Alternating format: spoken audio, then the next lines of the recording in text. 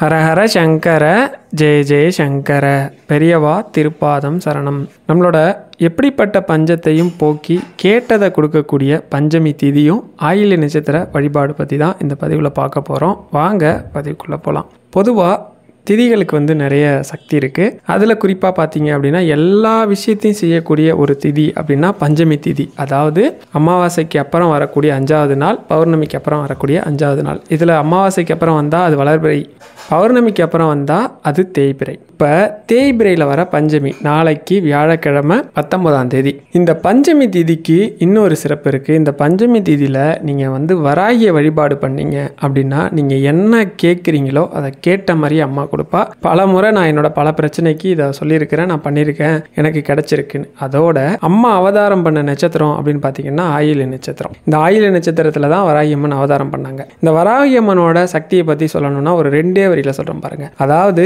அன்னை லலிதாம்பிகை அவங்களோட போர்ப்படை தளபதியாக வராகியம்மன் இருந்தாங்க.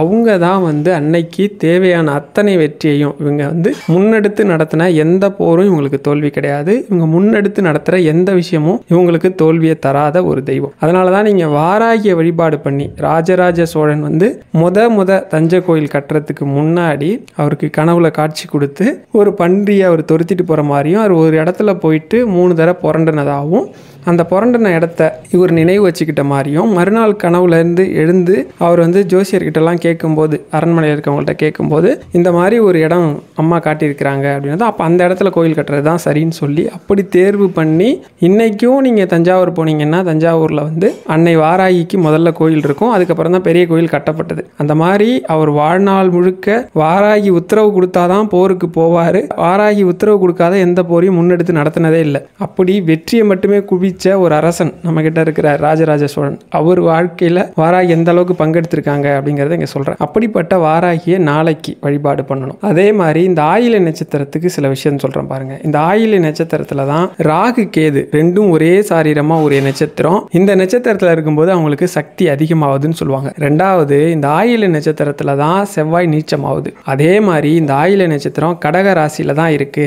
இதே கடக ராசியில தான் பூச நட்சத்திரமும் இருக்கு. அந்த பூச நட்சத்திரத்துல தான் குரு உச்சம். இப்போ நீங்கள் கவனிச்சிங்கன்னா தெரியும், பூச நட்சத்திரமும் ஆயில்ய நட்சத்திரமும் ஒன்னோட ஒன்று தொடர்புடைய நட்சத்திரம். எப்படின்னா பூசம் பாம்பு புத்துன்னு சொல்லுவாங்க, ஆயில்ய நட்சத்திரம் அதில் இருக்கிற பாம்புன்னு சொல்லுவாங்க. இந்த மாதிரி ஒன்றுக்கு ஒன்று தொடர்புடைய நட்சத்திரம். இந்த நட்சத்திரத்தில் நீங்கள் அன்னை வாராகிய வழிபாடு பண்ணுறது, மற்ற எந்த அம்பாலையும் வழிபாடு பண்ணலாம், நீங்கள் எந்த தெய்வத்தையும் வழிபாடு பண்ணலாம். வாராகிங்கிறது ஒரு சிறப்புக்காக நான் சொல்கிறேன். அப்படி பண்ணும்போது உங்களுக்கு வலுவிழுந்திருக்கக்கூடிய அந்த செவ்வாய் வலுவாகும். ஏன் செவ்வாய் வலுவாகணும் அப்படின்னா அப்போ தான் அது போராடக்கூடிய ஒரு குணத்தை உங்களுக்கு கொடுக்கும், எதுலேயும் வெற்றி அடையக்கூடிய ஒரு குணத்தை கொடுக்கும். அன்னை வாராகியவே அவங்க செவ்வாயோட அம்சம் தான் சொல்லுவாங்க.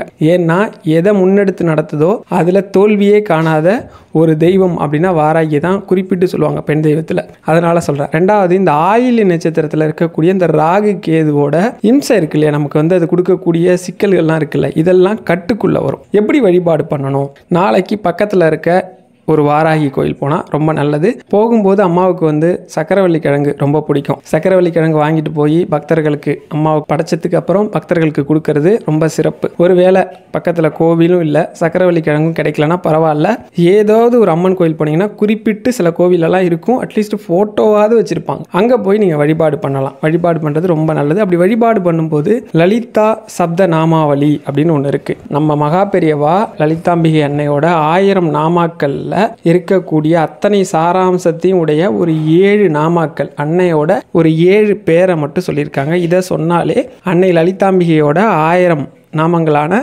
லலிதா சகஸ்ரநாமத்தை சொன்ன பலன் கிடைக்கும்னு சொல்லியிருக்கிறாங்க. இருக்கிறதுலையே ஒரு விஷயத்தை நீங்கள் முடிக்கணும் அப்படின்னா லலிதா சகஸ்ரநாமம் படிச்சுட்டு தொடங்குனீங்கன்னா அது 100% வெற்றியில் தான் முடியும். ஒருவேளை நீங்கள் ஒரு கடனை அடைக்க முயற்சி பண்ணுறீங்க, இல்லை ஏதோ ஒரு கஷ்டத்துலேருந்து வெளியில் வரணும்னு முயற்சி பண்ணுறீங்கன்னு வச்சுக்கோங்க, அதுக்கு அன்னை வாராகியோட வழிபாடு பண்ணும்போதே நீங்கள் லலிதா சகஸ்ரநாமம் படிக்கணும். எல்லாராலையும் 1000 பேரை சொல்லிட முடியாது. அதுக்கு இந்த 7 பேரை மட்டும் சொன்னால் போதும், லலிதா சகஸ்ரநாமம் படித்த பலன் கிடைக்கும்.